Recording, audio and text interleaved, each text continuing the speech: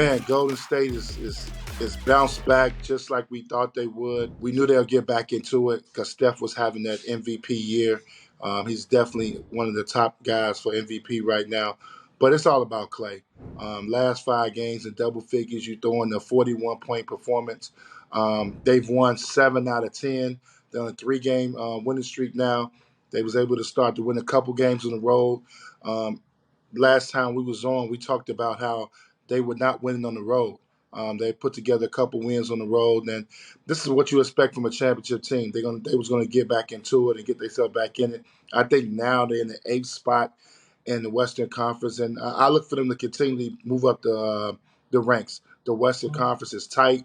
It's going to be a dogfight all year long, but it's good to see Clay back playing well. One of the big things that make Golden State struggle is Wiggins. But Wiggins is starting to play a little bit better. Obviously, this is a guy that made the All-Star team the first time last year, so they're expecting him to produce at that same level. The numbers are not bad when you look at his numbers, but I think one thing about Wiggins, they got to get him to playing championship defense. One thing that he did that was great for them, he was that lockdown defender to go alongside Draymond, and we all know Clay was a great defender before he got hurt. So Andrew Wiggins has assumed that role of locking down all the perimeter guys. So once he gets back to doing that consistently, you're going to see Golden State, and they're still going to be on top of the Western Conference um, because you just add into Clay getting back to normal. Draymond is starting to score a little bit more. He's been in double figures the last couple games.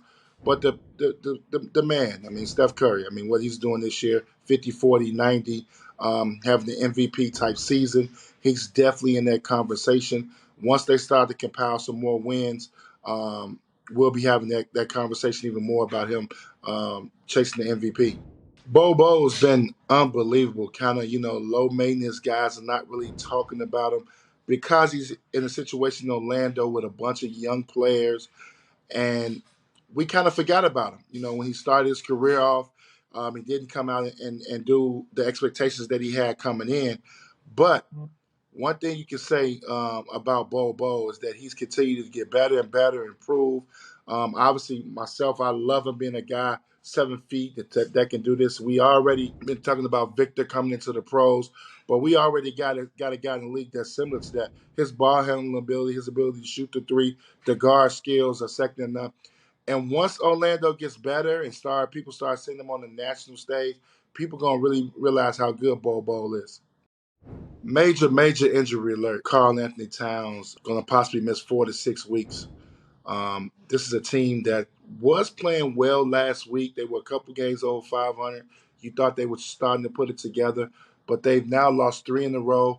Now with Karl-Anthony Towns being out there, 10-11 in the Western Conference, where Golden State is starting to play better. The Los Angeles Lakers are starting to come along. So this is a critical point for the Minnesota Timberwolves to stay in the fight, the hunt. Anthony Edwards' game has got to step up.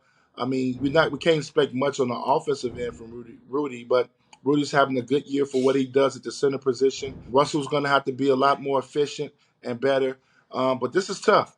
This could make or break the Minnesota Timberwolves season. And people got to remember this. They went all in with this trade for Rudy. The expectations of this team is to make a really deep run, get in the playoffs and make a deep run. So we'll be interested to see if these guys can hold the fort down until Karl-Anthony Towns comes back. But this is a major injury, a major setback for the Minnesota Timberwolves. As we get into this week, my top 5 teams, obviously you got to start with number one is the Boston Celtics. No team in the league is more complete than the Celtics, playing great basketball right now. Um, my second team would be the Milwaukee Bucks. They've been consistent.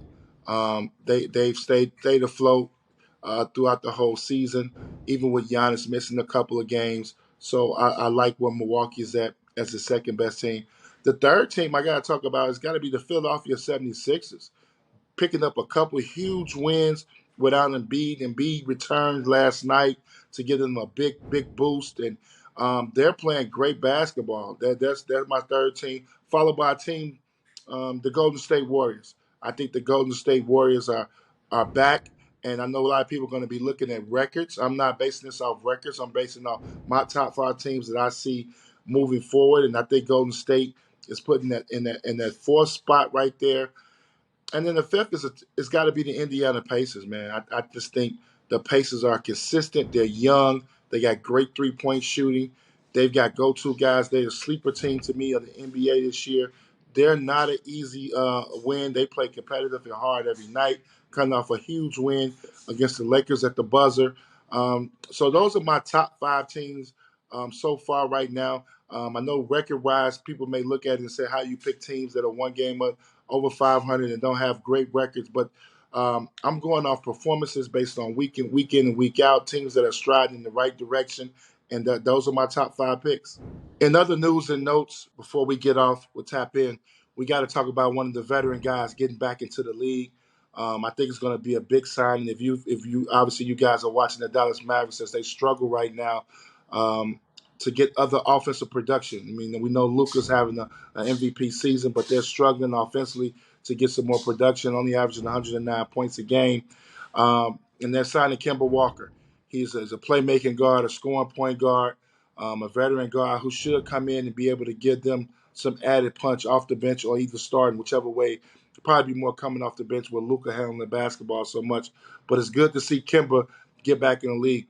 Waiting on a couple other veteran guys to get their name calls, the Carmelo Anthony's, maybe even Dwight Howard, Hassan Whiteside. But tune in to tap in. We're going to keep you abreast of all of the guys that have possibilities to get into the league. But we got one of the veterans back in the league in Kemba Walker.